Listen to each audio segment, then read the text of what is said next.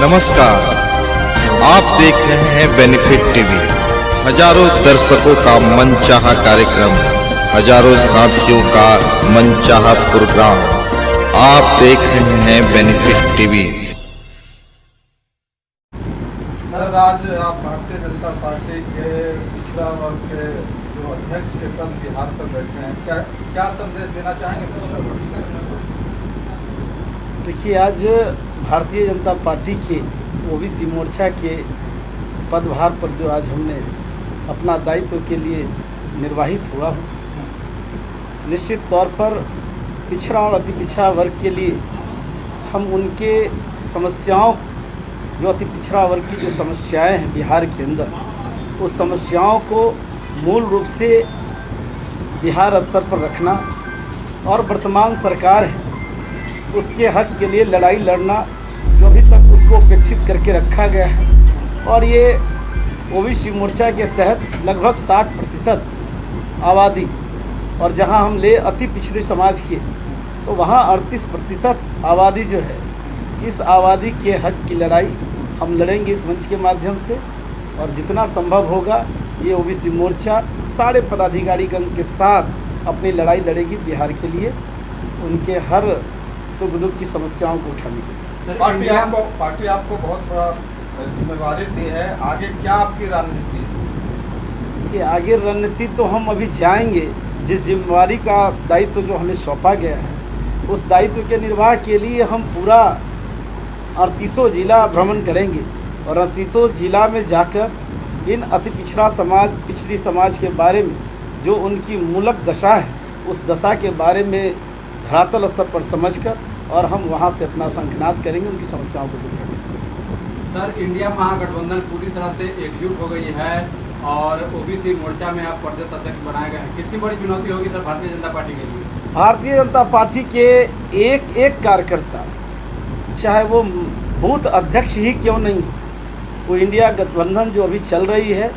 उसके इस गठबंधन पे, चाहे वो मुख्यमंत्री का हो, हमारा एक कार्यकर्ता बूथ अध्यक्ष का भी है, तो ये मुख्यमंत्री से कम सोच नहीं रखता है। ये लड़ाई हमारे सामने उसकी कोई चुनौती नहीं है। इंडिया गठबंधन की चुनौती भारतीय जनता पार्टी से नहीं। सर, मुख्यमंत्री लगातार कह रहे हैं कि समय से पहले लोकसभा में चुनाव हो सकता है, भारतीय जनता पार्टी काफ़ी डरी हुई है। काहे का डरेगी भारतीय जनता पार्टी? हम लोग तो चाह रहे हैं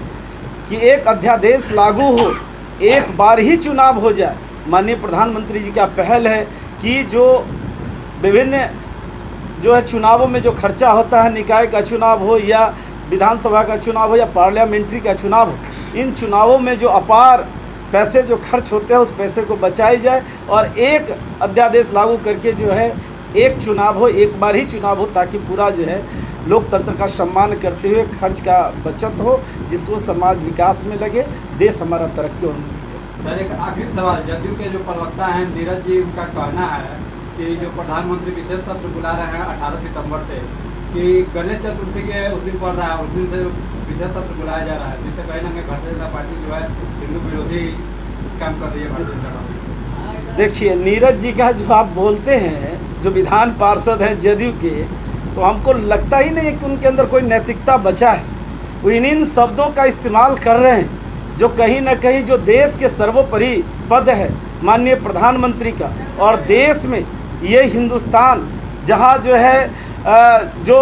सनातन धर्म के लोग अनुयायी हैं, यहाँ ऐसे हर धर्म के लोग रहते हैं, लेकिन सनातन धर्म के जिस तरह से इन्होंने अवहेलना करने की बात कही है, इनको समाप्त करने की बात कही है, बिल्कुल ही तुष्टीकरण की राजनीति है और गलत है। ये कतई संभव नहीं है। ये हिंदू राष्ट्र भारत जो है निश्चित तौर पर एक अच्छा जो है समीकरण देगी। माननीय प्रधानमंत्री के जो अध्यादेश है जो लागू करने वाले हैं, जो चतुर्दशी के दिन, जो गणेश चतुर्दशी के दिन है, ये स्पष्ट है कि